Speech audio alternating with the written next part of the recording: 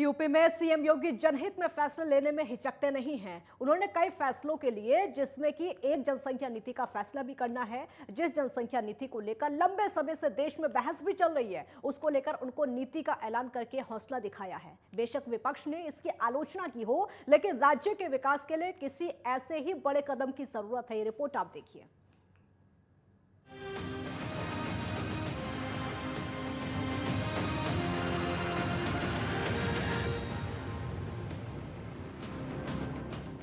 UP के CM Yogi Adityanath ने पिछले दिनों विश्व जनसंख्या दिवस के अवसर पर जनसंख्या नीति का ऐलान किया था। राज्य विधि आयोग ने आदित्यनाथ मित्तल के नेतृत्व में जनसंख्या नियंत्रण नीति का ड्राफ्ट तैयार किया है। इसके आधार पर आयोग ने जनसंख्या नियंत्रण के लिए कानूनी उपाय के रास्ते सुझाए हैं। बढ़ती आबादी को विकास के लिए बाधक माना गया है। देश के संसाधन सीमित होते हैं।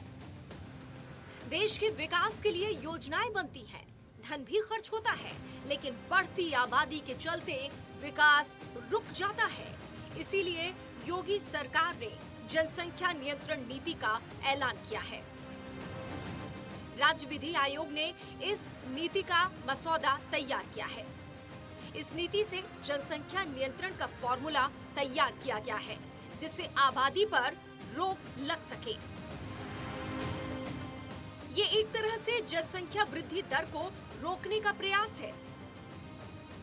इस नीति में 2 से अधिक बच्चों के जन्म देने पर दंड का प्रावधान नहीं है, लेकिन ऐसे दंपतियों को शासन प्रशासन के स्तर पर कई सुविधाओं से वंचित होना पड़ेगा।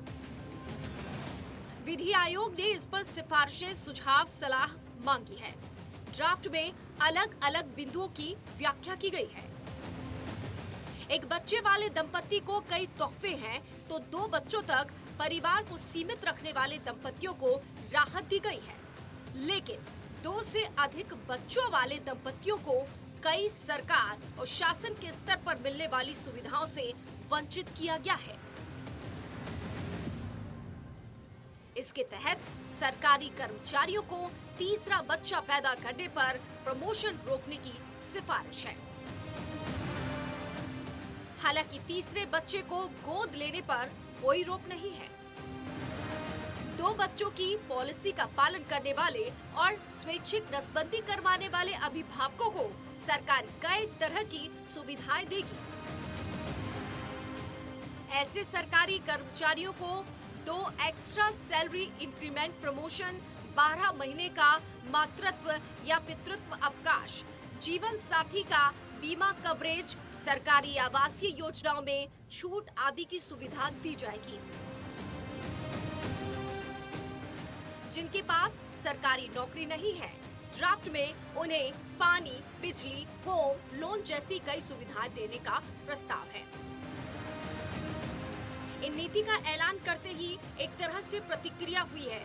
एक तरफ इसे देश की बढ़ती आबादी को रोकने के लिए बेहतरीन ड्राफ्ट बताया गया है, दूसरी ओर सपा और कांग्रेस ने इसकी आलोचना की है। सपा ने तो तंज किया है कि अब शादियों पर भी प्रतिबंध लगा देना चाहिए, लेकिन यहाँ बात आगे की है।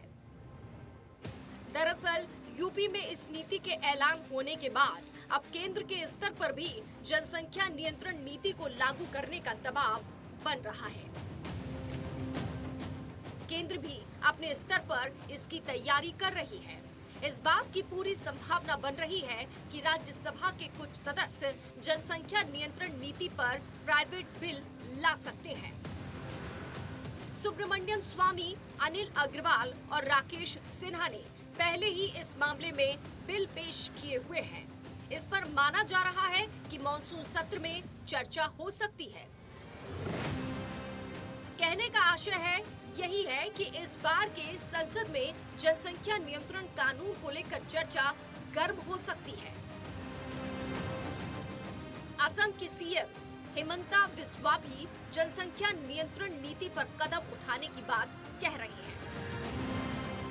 योगी आदित्यनाथ के जनसंख्या नियंत्रण नीति के ऐलान के बाद देश भर में इस पर चर्चा हो रही है। समाज शास्त्री, राजनीतिक पार्टियां राजनेता अपनी अपनी तरह से इसकी व्याख्या कर रहे हैं। ये नया मुद्दा नहीं है, लेकिन अब इसने तूल पकड़ लिया है। इधर केंद्र भी धीरे धीरे माहौल को आंकने की कोशिश में है। सभी बीजेपी शासित राज्य अब जल्द ही इस दिशा में सक्रिय होंगे। Desk report, network 10।